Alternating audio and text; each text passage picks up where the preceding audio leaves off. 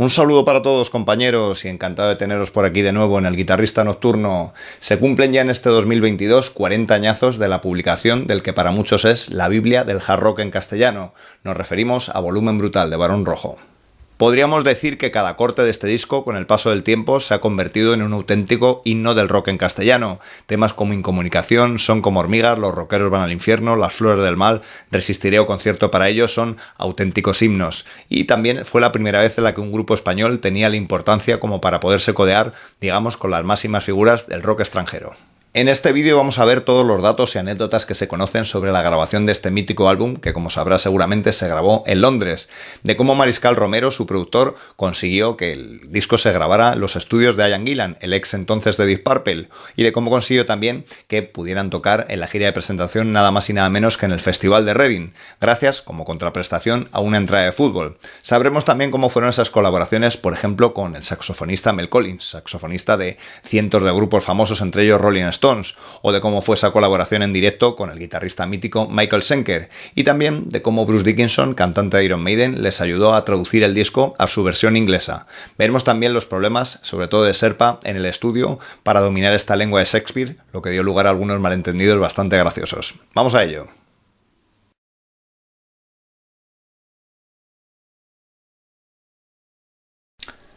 Sin duda, buena parte del éxito que tuvo este Volumen Brutal se lo debe Barón Rojo, al que entonces era su productor, el locutor Mariscal Romero. Fue él el que convenció a todo un Ian Gillan, que estaba entonces de gira por España, promocionando su disco en solitario, le convenció de que Barón Rojo eran una gran banda y este dijo que si eran tan buenos que no le importaba ceder su estudio. Así que los varones se desplazarían a Inglaterra para grabar en un estudio, desde luego, con muchas más prestaciones que lo que había entonces en España.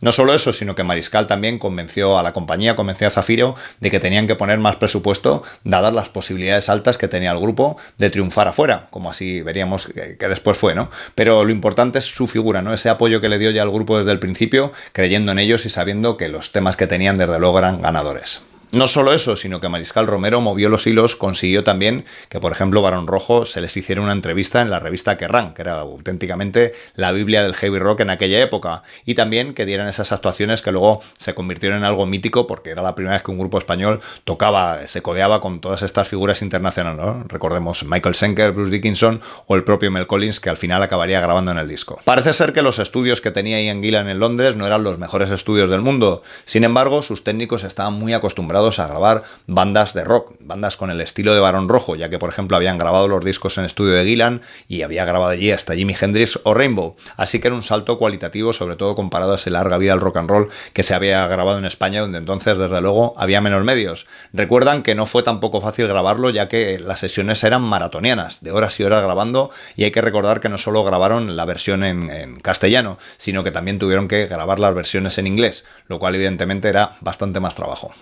Los propios varones recuerdan algunas anécdotas bastante interesantes, ¿no?, de esta grabación, como por ejemplo ese solo que se marca Mel Collins en el tema Son como hormigas. Recordemos que Mel Collins era un auténtico todoterreno, había grabado con gente como Eric Clapton, Dire Straits, King Crimson o los propios Rolling Stones, y era bastante exigente. En el tema Son como hormigas le dejaron 16 compases, le dijeron que tocara lo que quisiera, pero él mismo hacía una y otra toma y hasta que aquello no quedó perfecto no paró. Hay que recordar también que el tono de sí pues tenía un montón de alteraciones y no era nada fácil para él el poder tocar ese solo perfecto, que evidentemente se convirtió en un solo también mítico para el disco. Dado que estaban en 1982 y que entonces no había traductor de Google, se dieron también seguramente situaciones bastante graciosas con el idioma. Una de ellas la recuerda el propio Serpa, que parece que estaba cantando en una canción y le salió un gallo, así que tradujo literalmente y dijo algo así como I have a cock in my throat, como pensando tengo un gallo en la garganta. El problema es que para los ingleses cuando dices que te ha salido un gallo no dicen cock, dicen frog, que es como rana para nosotros. Así que cuando el productor oyó aquello de tengo un rabo, que es lo que significa para ellos en inglés, pues claro, se miraron enseguida todos en el estudio y se troncharon a reírse. Cuando le explicaron al pobre Serpa que allí no dicen gallo sino rana, pues claro, aquello creó una situación bastante hilarante y bastante graciosa. Algo que también se rumoreó fueron posibles colaboraciones de músicos de talla internacional en el disco. Por ejemplo, se habló de todo un Jon Lord de Deep Purple, pero al final no pudo ser, ya que este estaba grabando su disco en solitario. O también de John Sloman, que era el cantante de Uriah Heep y que por entonces ya estaba prácticamente en las filas de Gary Moore. Finalmente estas colaboraciones no se produjeron, pero la que sí se produjo fue una que todo el mundo recuerda, como es la de Bruce Dickinson. Y es que fue el cantante de Iron Maiden el que prestó su colaboración para que Barón Rojo pudieran traducir, digamos, de manera creíble estas canciones al inglés, ¿no? Tanto en los títulos como en algunas de las letras. Quedó bastante sorprendido y bastante, digamos, le gustaron bastante las letras de Serpa y de Carolina Cortés, ¿no? Y en algunas de ellas hasta se sorprendió. Es el caso, perdonad que vuelvo otra vez con el tema Son como hormigas, cuando vio que era una canción prácticamente dedicada al ayuntamiento y a meterse con ellos, a meterles caña, pues dijo que allí en Inglaterra ni se les ocurriría hacer una canción así, ya que les, digamos, de alguna manera intentarían parar la canción, ¿no? Se quedó bastante extrañado con ese hecho, ¿no? Pero parece ser que hicieron muy buenas migas y tanto es así que al final acabó tocando con ellos en directo en esos conciertos de los que ahora hablaremos. Como decíamos antes, Barón Rojo en su estancia en Londres no solo grabaron el disco, sino que lo alternaron con actuaciones en directo ante el público inglés. Tuvieron esos invitados tan populares como fueron Bruce Dickinson, que no solo colaboró en el disco, sino también en alguna de esas actuaciones, y también, por supuesto, el guitarrista Michael Schenker. Quizá la más llamativa fue su actuación en el Marquee, ¿no? Donde actuaron delante de ese público inglés tan exigente muchas veces, pero desde luego Barón Rojo estaba en una forma increíble y cuentan que esos conciertos pues fueron tan aplastantes como siempre. En lo referente a Bruce Dickinson, decir que el cantante de Maiden se subió a las tablas con Barón Rojo para tocar el tema Rock Me Baby, una versión más rockera de la canción de B.B. King. Parece ser que hicieron muy buenas migas y el cantante se quedó asombrado por una muñequera de pinchos que tenía Serpa, el cual le acabó regalando, una muñequera que luciría después en muchísimos conciertos y fotos promocionales con Iron Maiden. En cuanto a Michael Schenker, decir que tocó con Barón Rojo el tema clásico Crossroads, el tema de Robert Johnson o de Cream. Puso una condición, eso sí, que es que quería tocar la guitarra Flying V que tenía Armando de Castro. Se quedó enamorado de esa guitarra y tuvieron que acceder, así que Michael Schenker tocó con esa Flying V de Armando. Armando cogió la de Carlos de Castro, que quedó simplemente como cantante. Parece ser que hizo muy buenas migas, por ejemplo, con el Serpa, el cual colaboró después en el tema Red Sky, un tema que aparecería en algunos discos posteriores de la Michael Schenker Group. Hay que recordar la importancia que tuvo este volumen brutal en el rock español en aquella época, no solo por ese increíble legado de canciones, sino también por la cantidad de ejemplares que llegaron a vender Barón Rojo. Recordamos que salían hasta en los 40 principales con un tema como Los rockeros van al infierno, y solo por poner un ejemplo, decir que The Number of the Beast, que se publicó ese mismo año y que llegó a número 1 en casi todos los países, en España fue número 11, llegando en número de ventas a número 1 este volumen brutal. Ni que decir tiene que Barón Rojo arrasaron ese año en la gira española dando multitud de conciertos, pero quizá el más llamativo es el que dieron fuera de nuestro país, en el Festival de Reading, un festival con el que se codearon, pues eso, con grupos de una talla internacional. La manera de conseguir digamos, el poder tocar en Reading fue bastante curiosa y otra vez tiene que ver mucho con Mariscal Romero,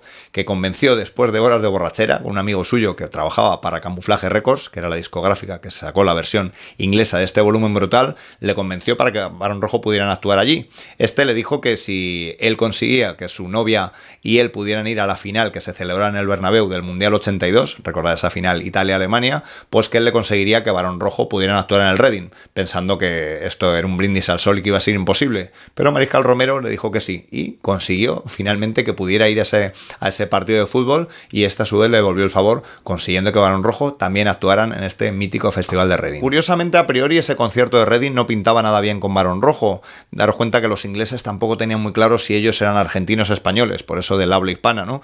Y por otro lado, los hooligans habían tenido problemas también con la policía española precisamente en el Mundial, con lo cual el tema con España estaba un poco calentito. Así que si a eso le sumas que Barón Rojo llegan tarde a ese concierto, hay que recordar que para estas cosas los guiris son muy estrictos, si no estás a la hora pues no puedes tocar, así que tuvo que mediar el propio Bruce Dickinson con los organizadores para que Barón Rojo pudieran finalmente actuar, una actuación que es mítica, ¿no? Por el hecho de que pudieran codearse, como decíamos, con todas estas estrellas internacionales, que de hecho el público les pidió que tocaran, que hicieran bisis, algo que tampoco era muy normal, ¿no? Que pudiera tocar un grupo que no estaba, digamos, de cabeza de cartel, hacer unos bises, ¿no? Algo que Barón Rojo pudo hacer. Recuerda a Armando de Castro que era tal la excitación que él, cuando canta su tema Hermano del Rock and Roll, pues se comió el solo, es decir, no recordaba que no lo había hecho y acabó la canción súper pronto, ¿no? Eso un poco también muestra de esa agitación y nerviosismo que es lógico que Barón Rojo tuvieran, también un poco por las circunstancias con las que venían y por esas prisas que tuvieron para poder llegar a tiempo. Bueno, amigos, pues espero que el vídeo haya resultado de interés con todos estos datos y anécdotas de cómo se grabó el mítico Volumen Brutal. Mándanos tus vivencias con el disco, ponos un comentario con datos que conozcas de él y que nosotros no hayamos comentado, y nada, que espero que el disco fuera tan importante como a mí, ¿no? Que me hizo ser para siempre un hermano del rock and roll. Nos vemos en el siguiente vídeo. Gracias.